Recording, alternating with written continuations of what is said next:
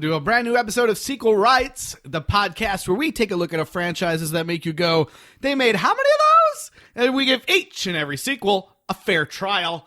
My name is Justin Camps, and I'm here with... Elizabeth Helly. And... Tyler Hymanson. And we have a special guest this week, horror novice Justin Tesch. Thanks for having me. Now, it's true you haven't, you're not a big horror fan, right? No, I would put my number of horror movies in the less than 10 range. All right. Well, perfect. We're getting another view on some films here. And the film we're talking about is indeed a horror film called Basket Case, out in 1982. Is it? I mean, this is truly a horror film. It's truly a horror, film. But this is a new franchise for us, and it might be for you guys. So why don't you watch the trailer? What is the secret Dwayne is hiding in the basket? What's in the basket? Easter eggs?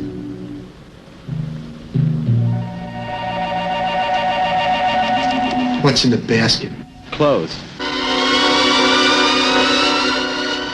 What's in the basket?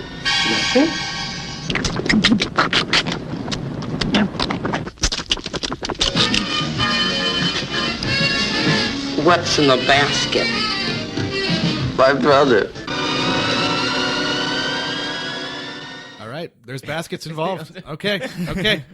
This is where they got the idea for the FX show Baskets, right? Yes. This is like one of the oldest movies we've ever done, also. Oh, really? That's cool. It's up there, anyway. I was like, we need to do some more old movies. We should. But, yeah, I like it. Had any of you guys known anything about this movie, seen it before? Yes. Tyler, you've seen it? Yeah, I'd seen it before. My girlfriend Abby loves this movie in a way where she used to just like have it on VHS and one of those like, oh, you guys want to see something crazy? And then they'd put it on. And then people would be super into it. One of those things where like if they enjoyed it, like that's a true friend, and if they didn't, it was like, yeah, well, you know, like maybe we can do other stuff together. See you around. Yeah, I'll text you. Yeah. I'll aim messenger you. Yeah. Yeah. Use my punters. Yeah. I had heard of this movie but never seen it, and it is crazy. Yeah. I didn't know I had no clue what this was. I think I saw it on your counter first when you got it in the mail, and I was like, what the hell is this? And you were like, don't look at it. I want to do it for this podcast. Yeah. And I was like, okay. I told my friend Leslie we were doing this, and she was like, yes, oh my God. And I was like, don't say anything about it. Like, I need to watch it. Do we know if it's kind of like a Halloween type situation where it was just the title because like they thought like, oh, it's a good title, like people will, and they came up with the plot afterwards, or like it had nothing to do with it. They're just like, oh, basket case. That's a phrase, we could write a script around it. Yeah, I'm not really sure. I tried to find that information. Siamese twins are really a big deal then. Like, you know, people were fascinated by this idea of Siamese twins and this surgery. So I think maybe that idea came first, and then they were like, basket case? Like, I don't know. It's a good pun for this movie. Yeah, absolutely. Double entendre. Yeah. It's pretty funny. But yeah, so this movie directed by Frank Henenlotter is it's like a cult classic nowadays. It is. But I think when it first came out, it was like people were like, "What the fuck?" Yeah. There are some interviews with the lead actor Kevin Van Hentenryck. Yeah. And he was like talking about how he's like, you know, while we were making this movie, I was kind of like, is this even going to get finished? It's like, I don't know what's going on with this movie. Yeah, there's a bunch of stuff in this movie where it's equally terrifying and amazing that like a lot of these locations are real. So a lot of the movie takes place in this shitty New York hotel. Yeah. And there is no art department that could put that many layers of paint on set. So like you can tell that this is actually a shitty New York hotel that they probably rented out some of it. Maybe they had a permit, maybe they didn't. But you definitely get some of that authentic New York grime in this movie. Yeah, it's definitely the real hotel because in the credits it was like special thanks to this hotel or whatever it was called. Well, apparently it was like some of those exteriors were one day, and then most of the interiors were like at friends' different apartments around town. Right, because the movie was filmed for a budget of $35,000. So like which is pretty much the cost of the film. Yeah, the actors the actors were a lot of them were friends. There's these characters that are these like twin nurses or twin receptionists that were like the cousins of the director. And there was a story on the Blu-ray about how they used to go driving around New York at night, like looking at like garbage and junk and trying to find it for props that they could use and stuff. So a lot of the props that they found were just like garbage Real on garbage. the side of the road. Yeah. By the way, this movie was filmed for less than what I have to pay for one semester at USC. There you go. So I'm gonna go cry now in the corner. Yeah. And which has endured longer. Yeah. This film, for sure. Oh boy. Well, let's get into the movie a bit. Yeah, sure. It starts off with a man trying to leave his house. And immediately failing at that. Yeah. He's like, well, I'm just going to walk off into the woods. Because he's leaving. And it looks like he's walking into the woods. Like there's no car he's going to or anything. No, yeah, he's he's going to lock himself into his werewolf shed so that when the transformation happens, he doesn't hurt anybody. He immediately hears some spooky noises. And goes back inside. Sounds of wicker being weaved. Yeah. Someone's like, basket. But yeah, I liked so he goes back in and you find out like he's being terrorized by something that you can't really see. I liked this opening where it's like everything's in shadow, like you know something's coming after him, but you only see like the shadow of it, or he's trying to call 911 and you see like this shadow hand like reach up and grab the cable or whatever. Yeah, I'm glad they didn't show the monster for a while. Yeah. No. I thought that was cool. I mean, you do get to see its hand, but you're just like, what the fuck is that? Yeah. Although in hindsight, I noticed that the thumbnail preview for the DVD we put in just shows him. Oh yeah. But I couldn't put it together, and so I was like, oh yeah, there he is. That's the. Like, I think that they're under the impression that nobody would just buy this. No, like, you must already love this. Yeah. So we're not Give the spoiling people what anything. they want. They actually have a Middle of Beyond makes a Christmas ornament of him in the of the monster from this movie that is amazing. Oh my god! In the basket. In the basket. Yes. And I actually have it. I'll post a picture. I have it for my Christmas tree. Yeah. Oh, that sounds amazing. I think we all need to get those. Yeah. And this guy gets fucked up. He does not. He does not get to make it to his undisclosed location. He locks in the woods. every door and window and still dies. Because whatever this after him can. You cannot stop motion animation and gloves from getting to you. That's right. I like how he gets killed though. Like the hand comes up and like pulls him off camera, like down, and then he pops back up and he's all bloody. Like, Yeah, throughout the movie, I'm like, how is he just kills people by touching them with his hand and blood starts coming out. Like, it doesn't appear that he has particularly sharp or solid nails, yet somehow... I mean, his hand has... They have, like... It looks like a chicken foot. Like, it has, like a giant, like, beefy, like raptor claw. And it does have nails. And I we guess do learn... They don't look like... And we do learn that he has freakish strength. Right. So. He's just crushing their heads. I guess. All right. Fair enough. I mean, yeah, it looks kind of like, if they had a bigger budget, they might have done different. Right. It does just look like I'm giving you a blood massage. Yeah. To the movie's credit, I will give it more credit than I forget the Mystery Science Theater movie, but it's one of them where there's dinosaurs. And it's like dinosaurs in the future or whatever it is. And there's basically like T-Rex puppets on like in front of the lens of the camera. And the guys are just like shadow karateing them. Like forced perspective. And like this movie does a better job with effects than that movie that I've only seen to be made fun of. Yeah. And then we're in New York with a dude in his basket. Yep. His mullet and a basket. Dwayne Bradley. I kind of love that, this movie doesn't really have much setup. It's just kind of like, Yeah. dude gets killed, and then now you're following this guy with a basket, and you're like, what the fuck is going on? I don't know. I know it's called Basket Case, but I don't know. So I guess this is the case with the basket. Yeah, it's not like it doesn't set up anything. He's just like carrying it, and he's already with basket. Yep. We get the setup stuff later. I think that was a good way to do it. Yeah. So there's more mystery. You're just like, what's happening? And then so he shows up to this hotel where the front desk guy is apparently immortal and never sleeps. He's always at the front. He's always on watch. He's always on call. He's like the Black Watch. He's in the Night's Guard at this hotel. I love this introduction to like the guys that are just hanging out at the door. They're just like constantly there, hanging out in the entryway of the hotel. Yeah, you get like some real New York scum. Yeah, they're like he sets down the basket and everyone's like, "What's in the basket?" Yeah, and the one guy's like, "He's smuggling in booze. He's gonna throw us a party." Yeah, that's the same guy that was like, the hotel manager is like, "Oh, is it just you?" And he's like, yes, it's me. I'm by myself. And then the guy's like, all alone in this poor world. I'd be like, what the heck is this guy's like commenting on everything I say? I feel like that this guy in particular in this movie, like he plays like the drunk, like kind of like a shabby.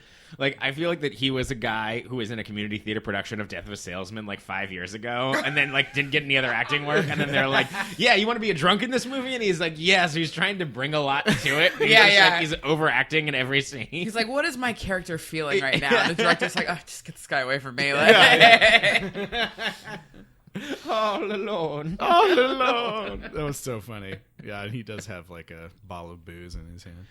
He's drunk consistently throughout the whole movie. They take time to establish that the hotel's full of like low life degenerate type people because they like have a crazy busybody lady, so that later there can be an excuse for her to run out every time there's a noise. Who in the is hotel. terrifying looking. She's scary. Yeah. Oh yeah. And then the African American lady who's like, I didn't really feel like later she was a hooker, but in the beginning scene they like kind of There's somebody established credited as her John. Yeah, I know. Yeah. Like later she didn't really act like a hooker, so I was like, oh, she's just like a lady She's that the lives hooker there and with is a heart like of really gold. nice and cool. Like, She was just nice and was Yeah. will you be my friend and go on a friend date with me? Yeah. And then like, but when she's first going into her apartment and he sees her, like the John that's with her just has his hand like placed onto her ass. Like he's not really grabbing it, it's just kind of there as she's like unlocking her door. He's just standing behind her like with his hand. Like it's very weird. Also, there's a very abrupt cut at this point when she's doing this. She's like taking off her stocking, and there's just this saxophone music playing that you don't hear any other saxophone in the rest of this movie. It's just like She has that playing in her That's apartment. right, yeah. On her smiley face record player. I love the introduction that we get to the busybody lady. Yeah. He's like walking up to his room and she's just like, hey, what room are you going to be in? And he's like, oh, room 7. And he's like, oh, that's the best room. A lady lived there and she did this, and this, and then she left. And then she just turns around and starts walking downstairs without saying, and he's just like, okay. And exposition protocol. But it was like a story that means nothing. it never Like, came back or anything. And she just like, I was like, oh, is she just always there, like saying hi to the new person, then goes back down, wait for the next person to come up to tell the story to again? But yeah, and also he paid with like a giant wad of 50s. Yeah. And so the men downstairs were kind of like, oh, he's got money. Oh, we're going to like, try to steal from him or whatever. It's like, okay. But then I was also kind of like, oh yeah, that's what 50s used to look like. Yeah. Because the hotel, it's important when he shows up at the hotel. He's like, I'd like to get a room. And the guy's like, for what, an hour, a day? Like, you gotta you be gotta more pay me by specific. noon. Yeah. Yeah. I mean, it seemed like most people were just living there. Yeah. It seemed more like an apartment complex. I think that's kind of like a New York thing. Also, I wish that my landlord was as on top of it as this guy is. Oh, yeah. I know, every time there's a noise, this guy comes running. Like, He's ever present. Most of the landlords aren't even on the premises. Yeah. It's like they live somewhere else. Or they have to sleep or Yeah. eat, and this guy does not do any of those things. yeah. Yep. He just sits there with his pants unbuttoned but suspenders on. So Dwayne gets all settled in with his basket. Right. and he goes out to get some burgers. Some burgers. Oh no, pizza or burgers, whatever is what. Yeah. The first burger that he feeds into the basket, This is wildly inconsistent. okay. Let's break this down. He unwraps it from the foil, and then he takes the patty out and feeds it. And then the second burger, he's like... And then he drops it into a basket, and the basket's like... Nom, nom, nom, nom, nom. Yeah, I love this effect. The basket, like, shakes, and you hear this, like... The second burger, he takes out of the foil, but just drops in the basket, like, fully. And then after those two burgers, he's like, fuck it. And he just dumps all the burgers into the basket without taking off any of the wrapping, and, like, it still eats it. Yeah. Also, I noticed that after he was done with the whole burger situation, he just wipes his greasy hands on... This is the most The horrifying sheets, part of the too. movie. Like, what? Horrifying part of the He movie. wipes it on I what? didn't even notice that. He wipes his burger hands on, like, the... On the sheets, like, so Yeah, he's, like on the they're on sheets. the bed while they're doing Like, this, and he's like, just as he's disrespecting preparing, your room like, throwing all this stuff, and then immediately. he's just like, yeah, like, let's rub these. It's a hotel. They're going to change He's the gonna sheets, sleep right? in it. Yeah. You think that hotel changes the sheets? No. Yeah, Probably I have to don't pay think extra so. for I that. don't think so. That would require him to leave the desk. They swap the sheets with the blinds, and they go back and forth, or the drapes or whatever. Yeah. Oh God. Yeah. So, and then they fall asleep, right? We don't get to see what's in the basket yet. Nope. We know there's something in the basket. Yeah. There's a lot of POV shots. There's clearly of something like in the from basket. inside the basket, Yeah. him peering over, being Lot like, of "I got POV. you some food." They go to the movies. Right. Oh yes, yes. Which my favorite part about this is it's like a kung fu movie, and lots of this movie is 80 yard, which is like Yep. there's a lot of people just talking over like in a sound booth. Yeah. And so for this movie in particular, there's just somebody off screen. It could basically be me just going, like, and it's kind of not even matching with the movie. Apparently, that movie is The Bodyguard, but not that The Bodyguard. Yeah, it was in the credits. It was like scenes from The Bodyguard, courtesy of blah blah blah, and I was like, The Bodyguard. Like, what? I don't remember that part. Yeah. Yeah, so he's at the movies and he's like, starting to fall asleep. Like, dude, pay attention to the movie. You paid money for this. And then there's a New York miscreant who, when he sees a wicker basket, he sees dollar signs. Yeah. I mean, I would be more like, the fuck is that guy got a giant basket sitting next to him? I'm not going to be like, I need to see what's in it. I'm going to steal that basket. I mean, if anything, like you would probably think it's either food, like a picnic, or a baby, or right? laundry. It's Or laundry. I guess I would, so. I would yeah. think maybe it a was pet or something. I would think it was laundry. Yeah. Moses. I would. Who brings their laundry with them to the movies? Yeah, I guess if you were gonna go to the laundromat right after or right before. No, nobody does that. You leave it in the car. You don't have a car. Yeah, it's New York, no car. Okay, but you're not bringing it with you to the movie. You're not going to the movie. I'm going to go to the If laundromat, but first. if you go to the laundromat and it's full, and you're like, I guess I'll wait a little bit later. Yeah. No, I Well, don't. anyways, I don't know I why don't we're think it's that. defending If him. you live in New York, call in. And you already took the train, 12 stops because No. you're like, this laundromat's the cheap laundromat. No. That's where I'm going to go. Oh, it's crowded today. Oh, this movie I want to see is playing. This dirty laundry wants to see it too. I doubt that. Anyway. It makes more sense than stealing a wicker basket for no fucking reason. Yeah, he steals the wicker basket, goes in the bathroom with one flick of his shoe. He kicks off the lock off the basket, like the entire lock. Well, comes it's just off. a wicker basket, so it probably rips off real quick. Yes, but There's no reason for this to be a wicker basket. There's way lots better storage. I guess for for air the holes. air, yeah. All right. You're talking about their basket choice? His Yeah. basket choice was poor? You just used whatever was in the didn't have attic. to be a basket. That does defend the idea, though, that they just had the word basket case, and then we're like, we need to make something out of this. Yeah. It's got to be a basket. But yeah, air holes. I mean, Yeah, so that guy opens it up and is immediately horrified. he doesn't get killed. He just kind of gets ripped up in the face, and then Dwayne runs in the bathroom and is like, "Save it, save it." Yeah. And he stops. He's like, yeah. not yet. Yeah, but the guy runs away and apparently doesn't report it or tell anyone, which I guess maybe because he was stealing. But still, it's like if this monster. Also, maybe because of what you saw, no one would believe you. Yeah, I guess so. And there was a guy sweeping outside this bathroom at the movie theater because he ran it to the bathroom, but then he's gone the next scene. So yeah, then we learn that he's on this quest to like find these doctors. Yeah. One doctor down. Then they need to find this other doctor who might have the phone number for a third doctor. So Dr. Hunt.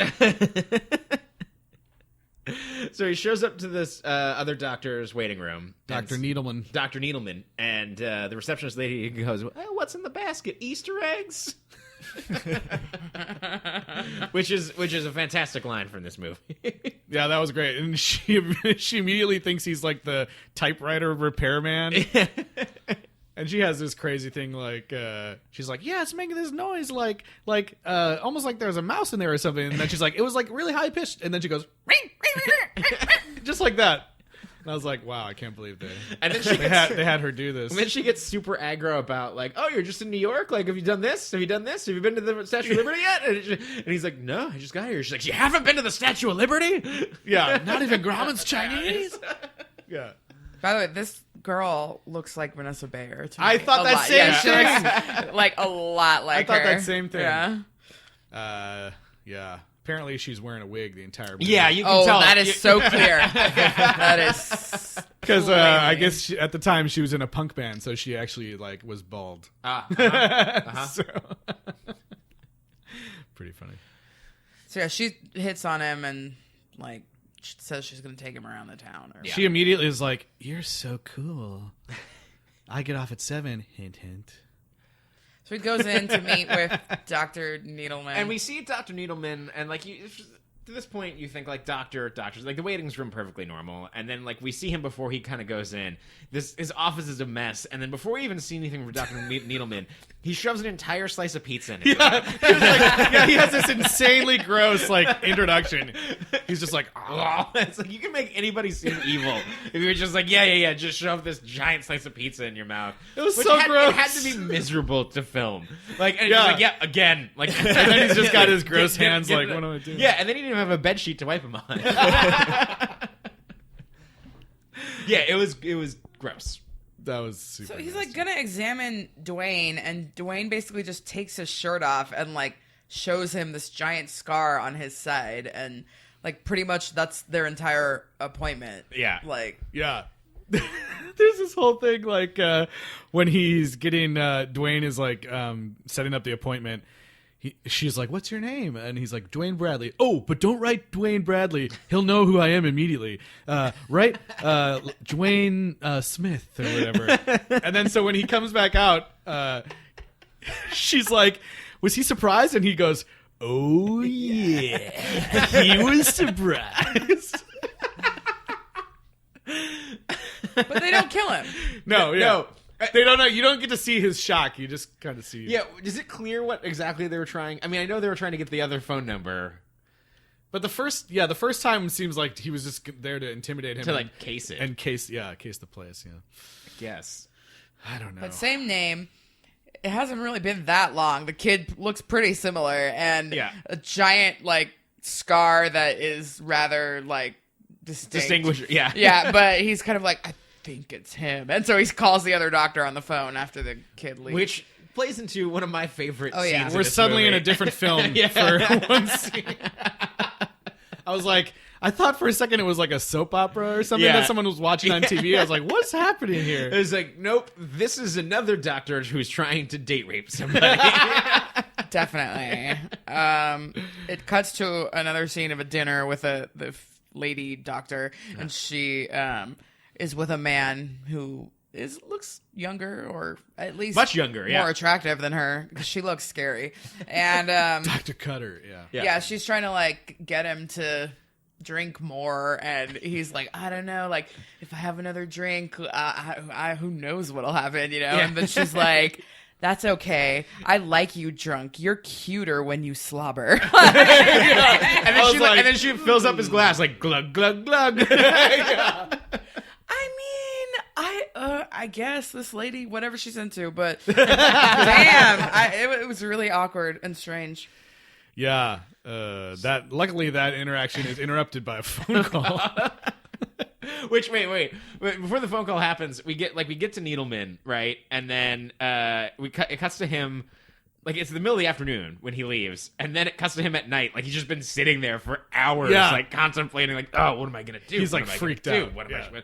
And so it cuts to nighttime, and he calls her during the middle of this dinner. Yeah, and he's like, I thought this guy came in and he was from Glen Falls or something, and he knew this other doctor, and she's like, calm down. I told you never to call me ever again. like they had an affair or something. Yeah. And then she's like, this is super simple. We've never been to Glen Falls. We never did anything. I have to go fuck this young dude. Good night. Yeah. That was really funny. She words it like, we don't know any Needleman, or we don't know any Dr. Leffler or Leffler something or like whatever. that, Yeah, and we have never been to Glen Falls, and I'm gonna go back to my dinner. Yeah. She's like, I only have a set window before Whiskey Dick shows up. I'm gonna take it. And then she sits back down and goes, "Where were we, Cuddles?" Oh yeah, that's right. I was like, "Ooh, It's not great. Koodles. Koodles, Koodles clown." Yeah. So then it's time for some murdering, right? Yeah. Yep, some first-person camera murdering. This is great. We finally get to see what is in the basket. I think this is the first stop motion bit that we see in this. No, not yet. No, not yet. not yet. Yeah. But Dwayne, whatever it has a name. Right? Belial. Belial? Okay. Dwayne and Belial. I couldn't Classic quite duo. Hear what they were saying. Yeah, it's Belial. Yeah. Okay, he lets Belial out the basket and is like, okay, go in and get the address book. Or whatever. And so he goes in, he kills Dr. Needleman, and I mean, the amount of intelligence Belial has throughout the movie is like not clear, but he has the wherewithal to like recognize an address book, A and, Rolodex, like, yeah. grab it and take it, and yeah. But to not remove tinfoil from a burger. Yeah. So, whatever. Yeah, this is where we see that he can like rip down a door that's locked and then just like sneak into anything.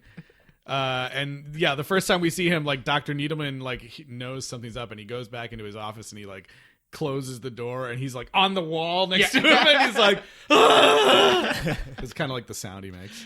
Yeah, so what Belial looks like is a lumpy pile of flesh, kind of like Krang. Krang. Yeah, That's what I thought. yeah. And with two little arms and a face like Bib Fortuna, Jabba the Hutt. He does look like Big Fortuna. like manservant dude. Oh my gosh! You know what? That's the reference I was searching for this entire movie, and you got it. That's Yes. exactly what he is. It is Bib Fortuna. And I actually think that's the movie came afterwards, so maybe Bib Fortuna has some Belial DNA in him. Maybe. So it is unclear how ambulatory, like the movie gets around how he moves is through some stop motion, through a lot of POV shots and a lot of gloves in front of the camera. But the gets to the desired effect where it's like he's gonna get you. Like if he wants you, like he can do it. Yeah, it's real creepy. And he's like on his face, and he's like trying to fight him. Yeah, off. and the back of him is real gross. Like it looks like there's just like all these bulging muscles. Like you almost like it's We're like gonna have to talk about that when it gets to the surgery. It's like bones popping out. certain spots. he's real gross. Yeah, it's a creepy image for sure. A good monster. But he rips Dr. Needleman in half. Yes. I love that shot where you see his head, and it the camera follows up his head, and then all of a sudden above his head you see his feet, and you're like, no, that's not right. That's not right. His feet aren't supposed to be above his head like that. Not when you're laying down on the floor. No. So they have this address book, and Dwayne's all happy, and he's like, all right, next day, he's like, I'm going to go case the joint of the next doctor. I just wanted to pause really, really quick for this kill, because you kind of get the first one, you kind of get what's going on, and it's kind of the magic of why I think this is a cult movie and why people enjoy it. Because you're watching it, and it's just like, what the fuck's gonna happen? Yeah. It's like, what the fuck is happening? And you're watching it in a way, it's pure laughter in the most enjoyable, just outrage.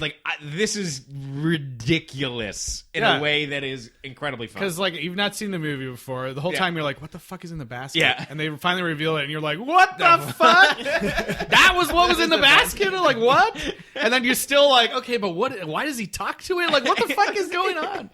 He seems to Yeah, there's scenes early on where it's like he's having a conversation, but you never hear anything else, and he you're talks like, to it, but you're like, what's happening? Yeah. I don't get it. Can he hear? They have twin powers. And this scene offers no answers to that. No, you're just like, oh shit. And he can just apparently scream like he just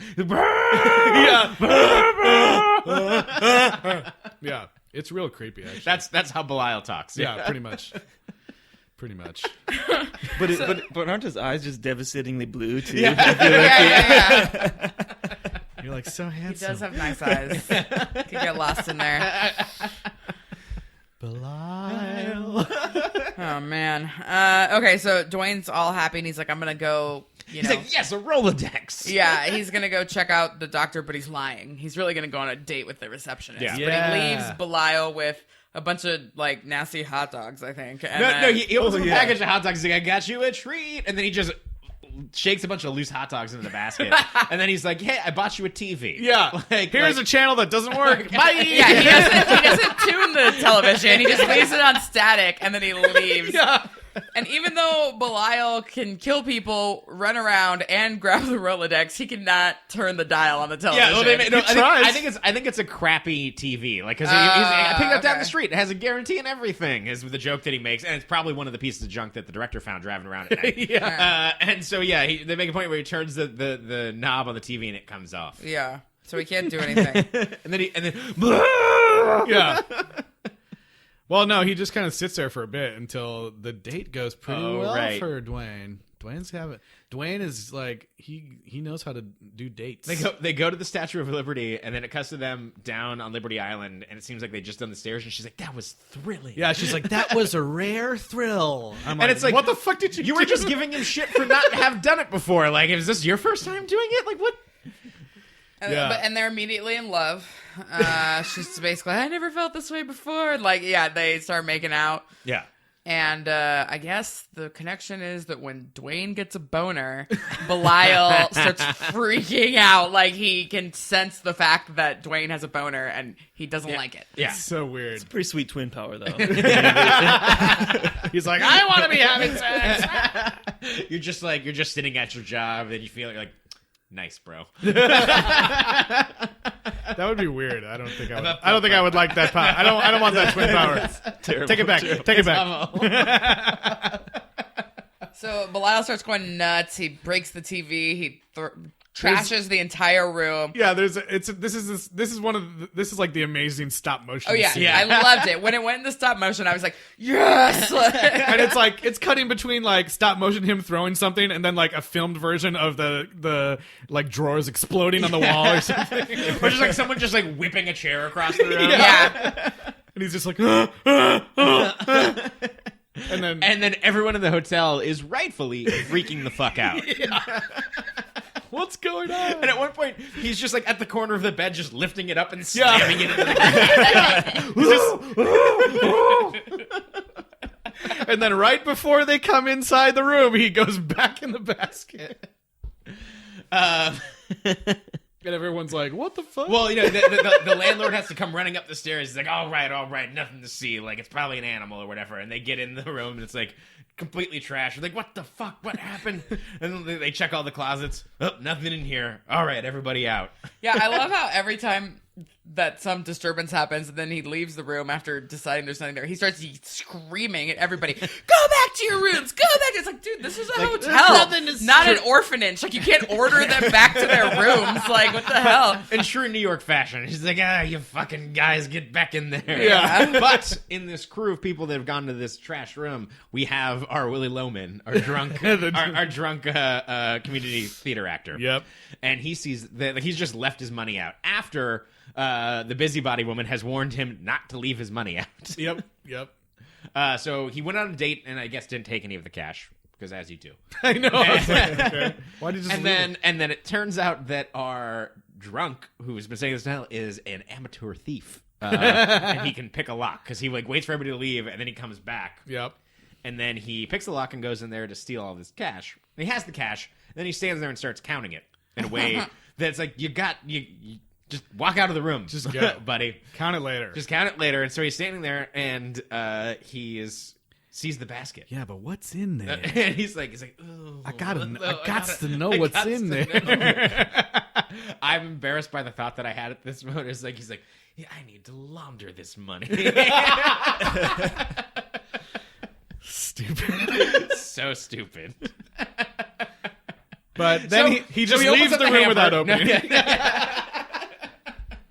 I've heard about this. Yeah. No, he opens it and yeah. Gets then some Belial on his yeah, face. Yeah, he meets Belial. And so then Belial attacks him, but then I think that's the point when Dwayne starts having negative twin feelings, and he's like, ah! And he has to run away from the girl because he's in pain or whatever. But she chases him all the way back to the hotel, and then he is like, leave me alone, and like, you know, doesn't let her come in, and like she's just like screaming after him, and he just ditches her. Yeah, he's like, I don't want it to kill you or to Yeah, hurt she's you. like, And what she's the like, what are you fuck? talking about? Yeah. Is this when he throws her in the blanket? Or No, is that- That's later. That, that's way later, yeah. So, yeah, we don't know where they discover the dead guy. Yeah. And then, I don't know, Dwayne gets back in the room. Yeah, and- Belial had like gone out the window and then Oh, yeah. closes. You see the door close to room 7, like, Right. and then Belial had gotten like back in the basket without anyone knowing. I wrote that he hid, this is when he hid in the toilet. Oh. Oh, I don't know if is that Because right? I thought he had gone out the window.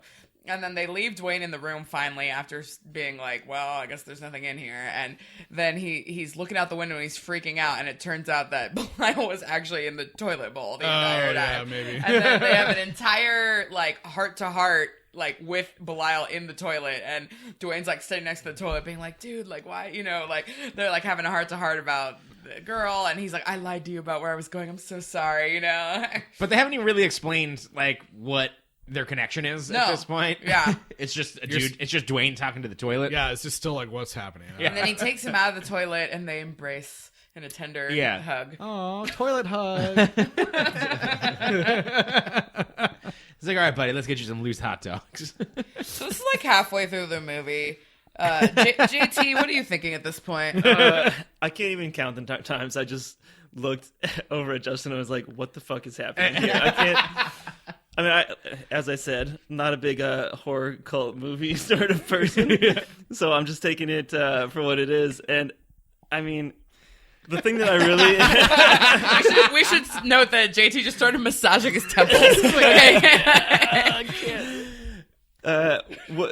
Another thing, too, I was thinking that I couldn't grasp is how Dwayne just seemed to be so attractive to everyone that he came across.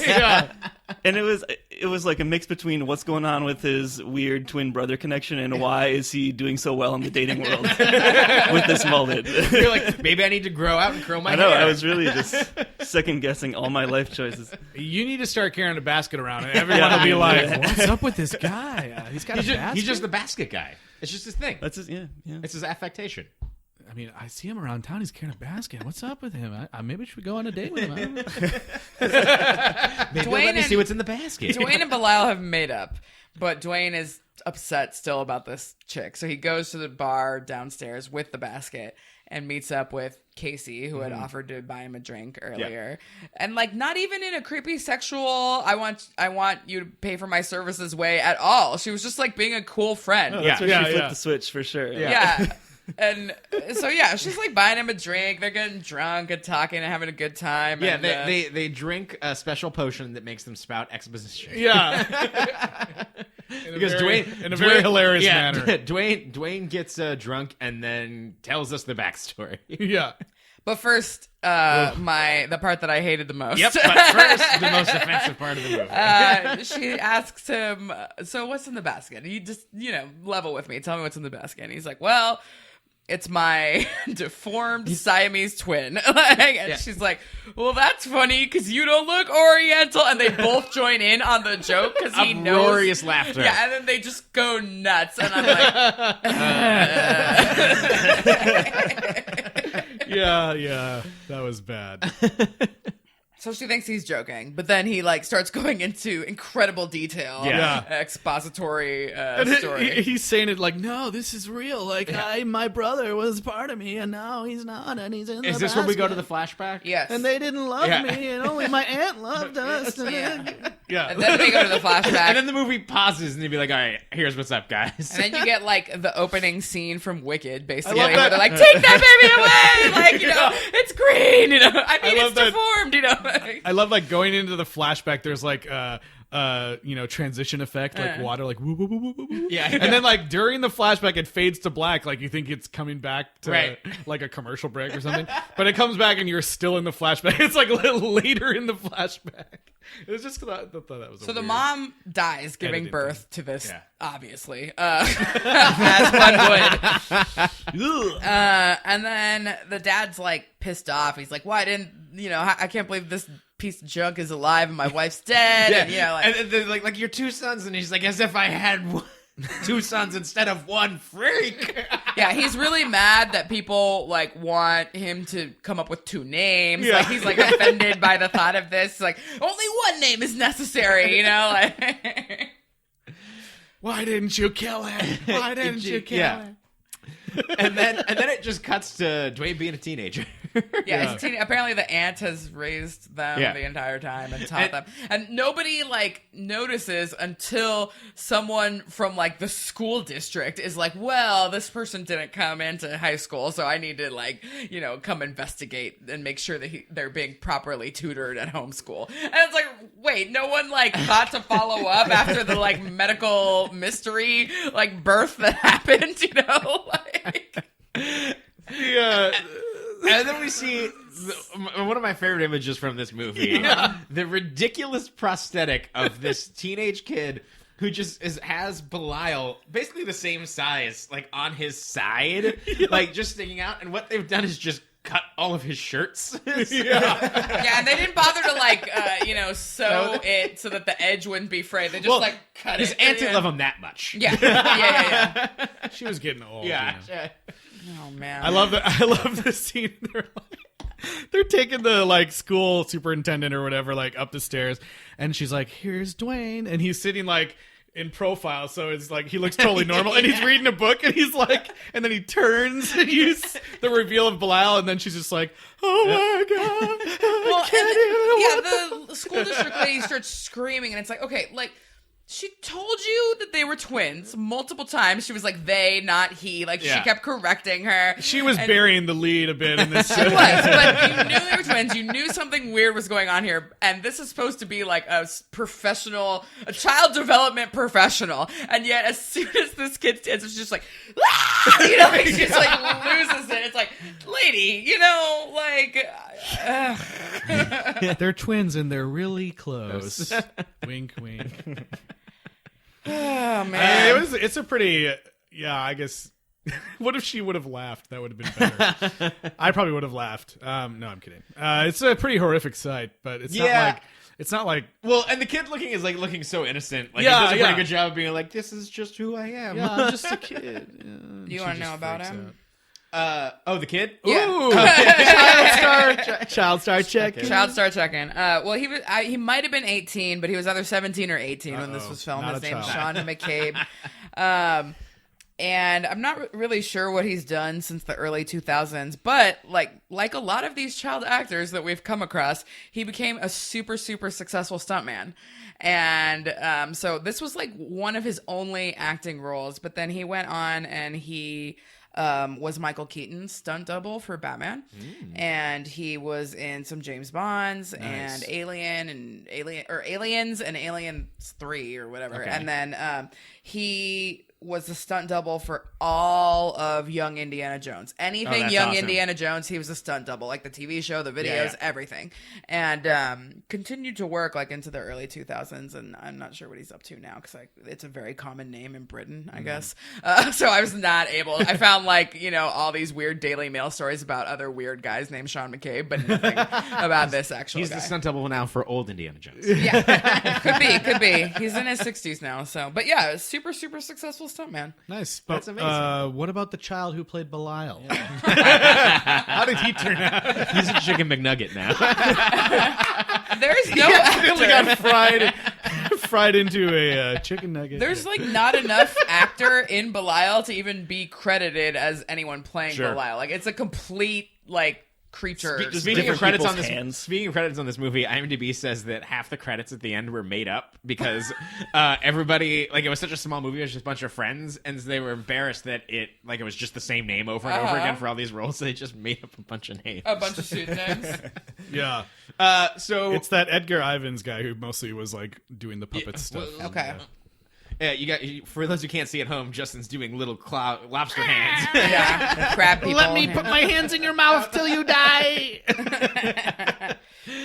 So then the flashback, and then we get to the heart of the matter, where we have 3 doctors standing around the living room, and he's like, the aunt's gone. The dad's like, the aunt's gone. We got to do this tonight. We're going to separate them. And they're like, the other one might die. And he's like, I don't give a fuck. Like, it's not even a thing.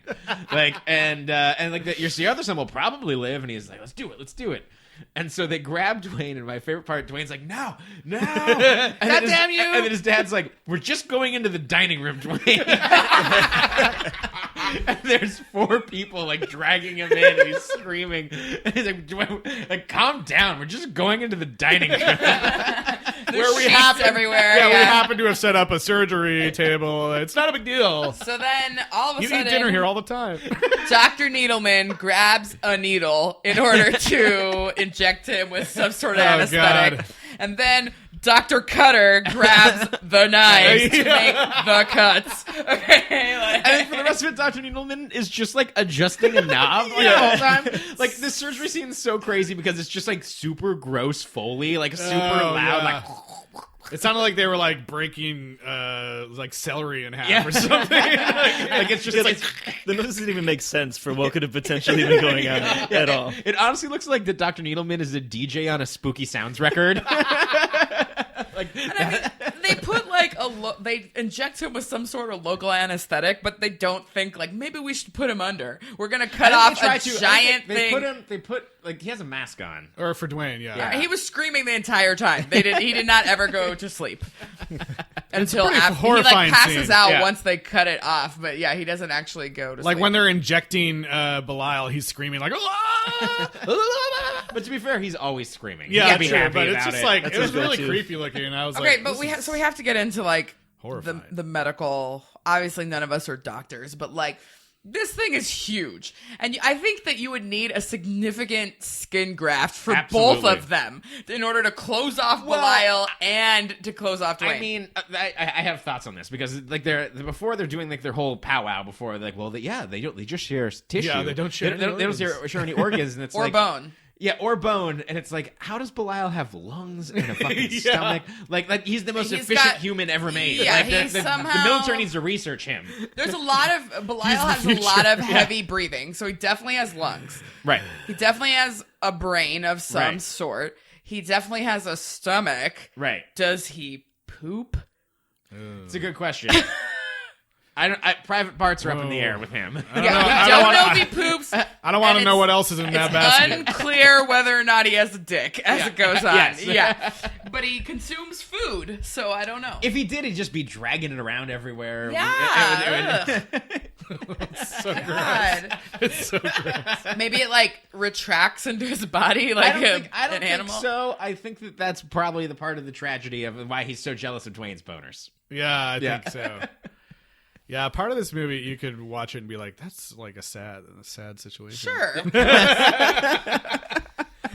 I mean, it kind of is.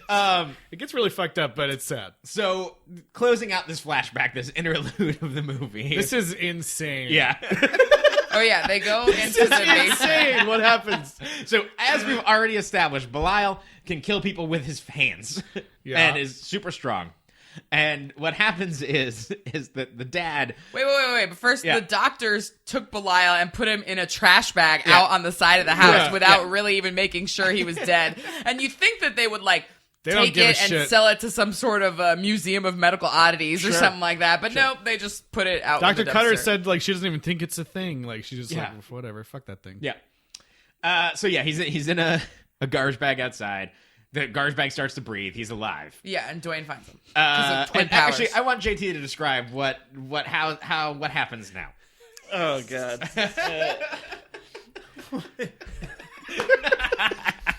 Wait. Do you remember what happens? Oh my God. Is it? There's just so much. This is the part where the dad wakes up to someone pushing buttons on a construction noise soundboard. Oh my God. Oh my God. Chop, chop. Building some sort of contraption in the spooky basement. Yeah. And then he goes into the basement, and it turns out it's the same basement from A Quiet Place. Yeah, exactly the same. Yeah, he walks through his giant house, and it's like, yeah, you were like, dude's got a real creepy basement. Yeah. The most elaborate murder machine that has ever been built from a creature that can just rip your face off. It makes no sense. He basically turns a corner, and there's a mine cart with every sharp object in the house. And a saw. Including a saw, yeah. A saw blade from a lumber mill. It wasn't even like a Home Depot saw blade. And it goes down a track that he's built, like a little Pinewood Derby track that he has also built. That then goes down and stabs him in the face. It doesn't go down particularly fast, No. yet the dad is not able to He has a jump little bit out of of the awesome way. powers, like, no! I mean, it's really only the one saw that gets him. He really only needed to take one step to the left. Like, I love the... His legs. Yeah, he screams, and then you see his legs standing, and they both fall separate ways. And I was like, oh oh my my god, cut completely in half. It's one of the cheaper effects in this movie that actually works so well. Yeah, it's really funny because like It's obviously like just like two boots with like a piece of wood in it, Yeah. and someone's Yeah. like knock knock. and then the next scene is the aunt being like, everyone's gone, the police are gone, they couldn't figure out what happened. Yeah. They spent about 15 minutes trying to figure out this gruesome murder. Yeah, like even though they somebody didn't had to build interview something. Dwayne, even though they didn't interview Dwayne, they don't. The investigation's over, and everyone thinks Belial's dead. So you guys can just come out and we'll all live happily ever after. They're never gonna figure out what happened to him. She was even like, is this Rube Goldberg fella. yeah, she was even like, don't tell me how you did it. I don't even care. Like, your dad was a dick anyway. And then but then she dies because she was an old lady. Yep. Yeah, but not before we see the basket in the attic. Yeah. That's where the basket came from. Which brings us back to present drunk day. Yes. Yep. And I think we should. There's something I want to get into about, like, they go back and then we see what's her name? Casey. She helps him get back like a good friend. Mm-hmm. She takes him back to the room, puts him in the bed. You know, and by the way, he has a giant hole in the crotch of his pants. I don't know. Like, when he flops down on the bed, there's a huge hole. Like, and I was like, what the hell? Anyway, so then she God, I leaves. missed that.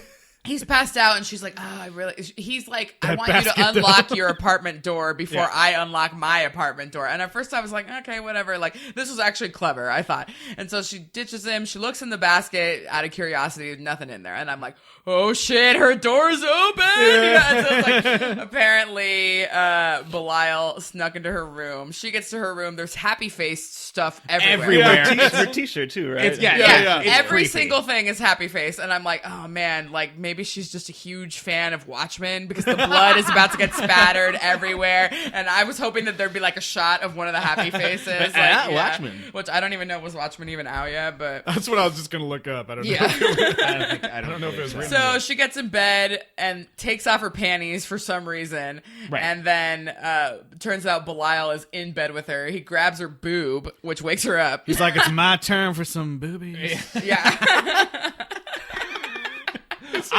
Oddly, the only spoken line in the movie. And I'm kind of like, I don't want this lady to get killed. She was actually super chill. And awesome. thankfully, she doesn't get killed. She runs out. All the busybody people come back, and the same old motel manager comes, investigates the room again, and there's nothing in there.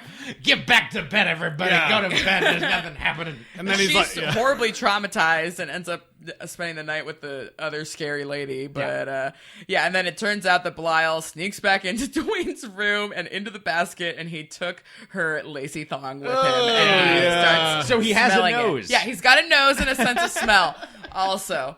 And he's just a developing boy like any other boy. yeah, So it's bad. yeah, we're gonna have to get through this last part here pretty quick. Yeah. But so we find out that one of my favorite things about Yeah. this movie, they go. I don't know if they actually Dr. Cutter, have they dealt with this yet? No, they go to her office They go to her and office they see the sign. and they go to this, and she is a veterinarian, and Dwayne which is messed up. Yeah, and Dwayne is pissed. That actually is really messed up. Yeah, that's like one of the things that actually you would be like, this is a sad story. It's fucked.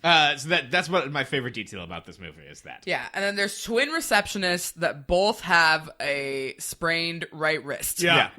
Well, these are the cousins of the director, and one of them actually did have a sprain, and so like, oh, we're gonna make the other one wear it. Exactly. I like that. They just made him. At first, I was like, "Is that a weird camera trick?" Because you don't see them standing next to each other the first time. Yeah, it's like one behind the desk, and he's like, "All right, Dwayne, you're up next," and then it cuts to like the other twin at the door. I was like, "How'd you get there that fast?" Yeah, and I was giving it way too much credit, and I was like, "Are they trying to say something about twins?" Like, maybe I don't know. It's like The Prestige. You got to put the effort in. Yeah. That's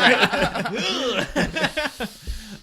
And so she gets one of the more brutal deaths in the movie. Yeah, she tries to fight back. I thought she's the only one who really fights back. Yeah. And then she gets her face shoved in a drawer full of sharp cutting instruments. I love this. This is great. And then there's a shot of her screaming with like a bunch of scalpels sticking out of her face, and like the effects on it actually pretty are horrific. Great. Yeah, pretty horrific. It's a scary image. Yeah, because he kills her like in broad daylight with everyone there. Yeah, he doesn't come at Well, and she starts screaming as soon as she sees Belial, but she already knew what he looked like. So I'm like, why is she so surprised? I guess because he's alive. He's alive. But still, and like whatever. a crazy monster. Yeah, out to kill her. So he killed her. They go back to the hotel, and the receptionist Sharon is there. And she's like, oh, they discovered Dr. Needleman's dead, and they interviewed me, and they made me look at the body, and I'm so upset, and I just really need to be with somebody right now. Like, yeah, she's like, I couldn't stop thinking about you all day. Even though you were a huge jerk to me the other day. Like, she literally says that. She's like, you acted so mean, but I'm still here because I can't stop thinking about you. Take me, Dwayne. We just remember we glossed over one thing. In the flashback in the bar, he says that they used to be able to speak to each other directly, telepathically, that him and Belial could talk when they're still connected, but once he got disconnected, he can only hear what Belial says, but he can't talk telepathically with him. So and Belial's gotten better at it. Yeah, he's like, I just hear him whispering in my brain. So like he explains what their connection is. Yeah. So they start hooking up. She's like, take me, Dwayne. Yeah. Yeah, and he's like, all right, like he like very gingerly grabs her boob like over the shirt, but he's like very like, this is like the boob grabbing is the most momentous thing that has ever happened to this guy. Like he is so stoked about just like placing his 2001 hand music plays. On her boob. Well, I think they made a point to call out that it was his first kiss too. Yeah, they did. Yeah, he's like, so the first girl I ever kissed. This is like, a very big deal for Dwayne. Yeah. And they're about to get going, and Belial just fucking freaks the fuck out. Yeah. He pops out of the basket and just starts screaming. But she doesn't see him. Yeah. She's like, what is that? But then Dwayne has this like, this is a really creepy scene. Because he starts holding her down like a rape. Yeah, and then he just like is staring at Belial the whole time. Like maybe Belial is like saying something to him or what. But he's just like starts seriously looking at him, and then he starts crying. And she's like, let me go right now. I can't see, like, get off me, and he won't. And then he wraps her in the blanket and throws her outside against the wall. Which was crazy. Which I guess was sort of thoughtful. I don't know. I mean, he was trying to protect her, but it's like she hits that wall. It was an insane scene. Yeah. She's like, what's happening?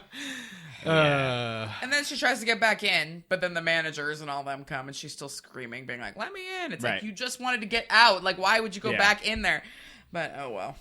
So she runs off, but, has one last, Dwayne! Yeah, Dwayne! And then she keeps running. Yeah. And then they just pass out again. He's like, oh, well. And he goes back to sleep. Yeah. Yep. You fucked this up. You don't want me to have anything. Yeah. So then we get a dream-ish sequence. Yeah. Which I can't even. I was like, I didn't think I really expected to see like a flopping dick in this movie. Like, apparently this director is known for having weird dicks in his movies. Oh. Most of the scenes were filmed in the Hellfire Club, which is a famous S&M bar in New York. And like that buzzsaw that's in the thing was actually like used to be over the door, and they had to like shoot around because this bar is so massive. Like that bar scene is where that was shot, but they also like kind of built some of the basement scene in the bar because the bar was so big, and they had to like shoot around like some of like like it made me think of the Arrested Development where Tobias is working in Reno. They're like, "What's a leather pony?" He's like, "I don't know. We don't have that at lunch." We had to shoot around like some of like the S&M stuff that was in the bar. That's great. Yeah, and this scene they shot in Tribeca, and they were just like, "Where?" Without a permit. Yeah, exactly. They're just like, "Where can we film real quick?" Like, So, like, no one's gonna be like, "What's that naked guy doing?" So like the scene is him like running naked through New York, and like he's just buck naked, and as hairy up top he is in the bottom. Oh yeah. True 80s fashion. Yeah, true 80s fashion. But like you're meant to think this is a dream because he's still it keeps cutting back to him tossing and turning in bed during this. And so how they shot this is that he was in a heated van.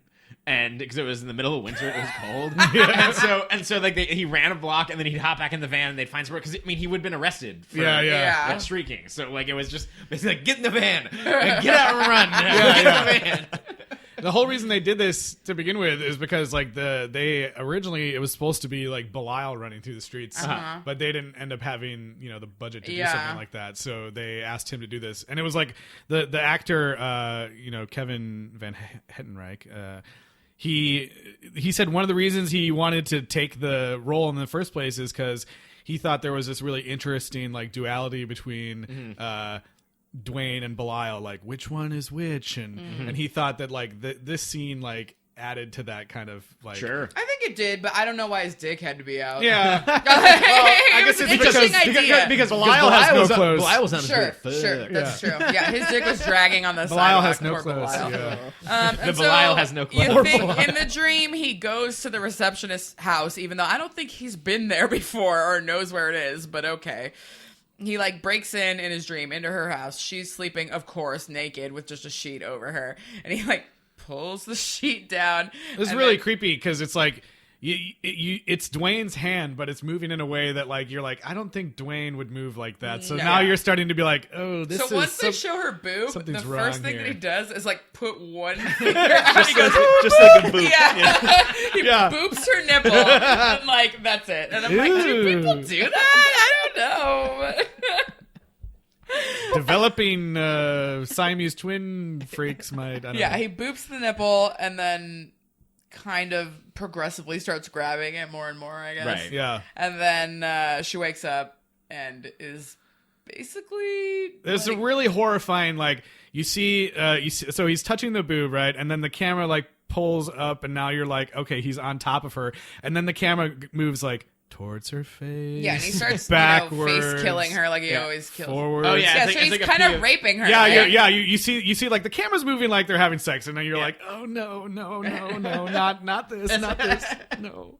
And then she wakes up. She wakes up, yeah. And then when she wakes up, I think Dwayne also wakes up, realizes what's going on, and it's actually Belial that's there, and he was seeing it in a dream. And so then he runs to her apartment, and he gets there, and she's basically been raped to death. Well, he chokes her out, I He think. chokes her, But there's like, a lot of blood. there's a bunch of blood, like, only in her crotch. Like, he didn't scratch up her face like everybody else. He just choked her. But then there's tons of blood everywhere, and it's like, I don't It's know. unclear what happened. It's And I just don't really feel like we need to get into It's it. this really horrifying and gross image when he comes in. You see her laying there, and you see Belial like on top of her, just like rocking back and forth, like. Yeah, Like, blood over her pelvic region, but then there's blood everywhere, and I'm like, did he have a dick? We saw the back of him and the bottom of him So a bunch gross. of times. Yeah. So I don't know what the hell happened. It's fucked up. So gross. So gross. Yeah. It's funny, we saw you yesterday, and you were like, oh, I only have 15 minutes left of the movie. And I was like, oh, boy. You're not going to enjoy it. Dude, those are some 15 minutes. Yeesh. Yeah, that was pretty horrifying. I think, like, that's a moment where lots of people would probably be like, I don't like this movie. Yeah. He throws Belial back in the basket, which he has carried with him the entire way, by the way. And then runs back to the same hotel again. And of course, the manager and everybody's like, what the hell is wrong? Because he's screaming at the basket as he's running up the stairs, like, that was the first girl I ever kissed. Why'd you have to do that? Blah, blah, blah. And he's like running up, and he locks himself in the room. Yeah. And then Belial like freaks out and like hoists him up by the dick. By the dick, yeah. Which was kind of a cool shot. It was. I guess. Yeah, because he's holding him up just by the dick. And he's high it off looked the like ground. it was in some sort of harness. Yeah, that he's like was it's like not a pole comfortable. that's Yeah. attached to his crotch, basically. Yeah. Yeah, and oh god, and then he throws him. They go out the window. Yeah, they fly out the window with the manager and Casey and everybody watching. Which is like a big they're all like, shot. Jesus it's, Christ. It's Yeah. kind of crazy for a movie at this low budget. Like they're hanging, like it's like, and then they're fucking hanging off Batman. the fire Yeah. escape, which is crazy and looked really good, I thought. Yeah. And then Probably because hookers. he actually had to hang off that fire escape. No, they had it was a harness. There's But- a bunch yeah. of hookers beneath, and this lady, I don't know how she got this. Like, it is such bad acting. Like, she literally looks up, sees them hanging from the fire escape, and she just goes exactly like this. Ah, what's that? Oh, girls, look at that. What is that? Oh, no. Oh God. And then they fall and die. Yeah. I mean, yeah, Dwayne gets choked out, I think, and then they fall, yeah. Yeah. But what position are they laying in when they hit the ground? Did you? I don't notice remember. anything? What? They both had landed and died in the same configuration as that they were separated in. Like on that same side with the scar, yeah. That's so funny. Reunited at last. And that's the end. They die. Yeah. I mean, But there's two more movies. yeah. How does this happen? So, yeah, I mean, well, should we rate this first? How many unwrapped cheeseburgers? I'm gonna give this one 6 unwrapped cheeseburgers out of 10. I mean, it was pretty horrifying, which I think is its goal and kind of shocking. But I liked that it felt like one of those like interesting tales that if someone would have been like, oh yeah, this is like an adaptation of like a classic horror short story, Right. It's just like a really weird, creative, like crazy story that someone came up with. And yeah, it plays out like one of those cautionary tale type, Absolutely. like Frankenstein or something. It's like the boy and his basket, like, and then you find out at the end like his twin was in the basket. It's just like a crazy like old school twist, right. Yeah. For a And horror when you thing. untie the ribbon, her head fell off. Yeah, and then there's this whole reading of it where you can be like, oh, this is just really sad. Like they were just trying to be like normal kids, and all this shit happened to them, and then they're just trying to deal with that. Yeah. And then even the horrifying, gross Belial rape at the end, you can still be like, oh, but he's just like, Yeah, what just does he doesn't know? know. yeah, he's just like trying to figure out his own feelings. Yeah, I yeah. guess. So maybe that's part of why there's like, it seems like it's a pretty straightforward movie, but there's all these levels that people kind of like latch onto, and maybe that's why it's been such a, cult classic. And there's 2 more movies. I agree that there's a lot of interesting, like, deeper ideas here that, like, they kind of don't get into, but they kind of do, and it leaves you thinking about it. And it was just, like, kind of B-movie glory, for 1982. A lot of the stuff actually looked really good. So I was going to say 6 as well. Sweet. Yeah, I'm also going to say 6, The Mark of the Beast. I don't think this is a good movie. But I think that there is a lot of really creative shots, and it's for what it is staggering what they're able to pull off for this budget and this amount of time.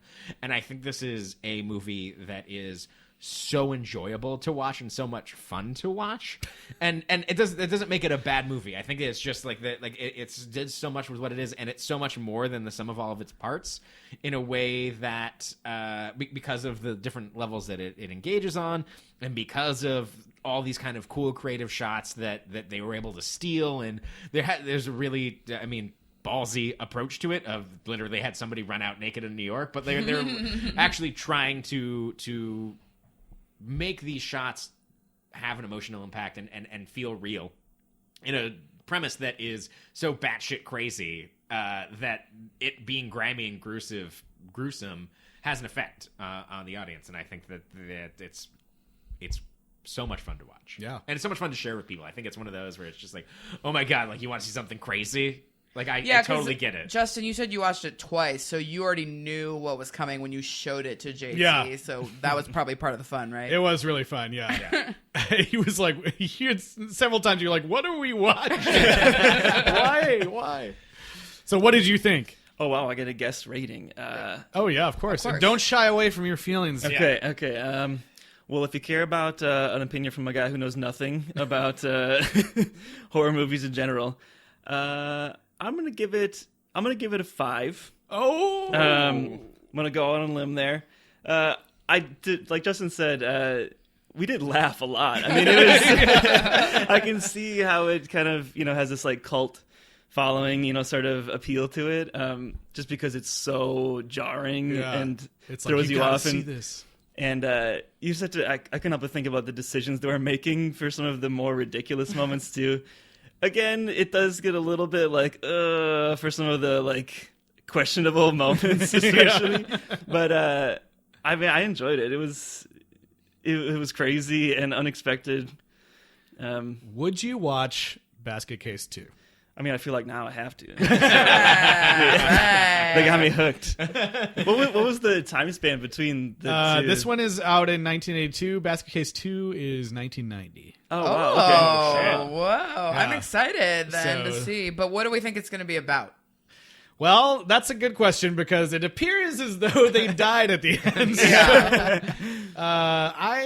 I have no idea what the It's next going to movie be a is loose about. adaptation of Dante's Inferno, where they descend the levels of hell with Belial. Let's as this guess guy. that Belial had super strength. He survived this crazy surgery where Yeah. they didn't have any anesthesia. Belial still alive. Yeah, I mean, I think there's a chance it could be a whole new set of twins in a similar situation, but I think maybe even though there were a bunch of people around when they died, they probably are just going to put the body in some trash bags and leave them in the alley, and then it turns you out do. both of them are still alive. Their hands both come out like, and they Yeah. they grasp each other. It's just a coming of age tale about a lost soul Yeah. finding his place in the world. Excuse me, souls? Souls. There's two I'm of sorry. them? So Okay. Or maybe they'll go super literal and there'll be 2 baskets. It'll be about a basket that carries a basket around with him. Russian Nessun baskets. Yeah. I don't know, man, but we are going to find out next week when we watch Basket Case 2. But until then, I think we're going to wrap it up here. JT, Justin, thanks for being here. It was great. Thanks for Hope you had a having fun my time. valueless opinion. I value your Oh, you guys, that you is guys. what this podcast is all about. is valueless opinion. It's good to have an opinion from someone who doesn't watch these kinds of movies all the time. Absolutely.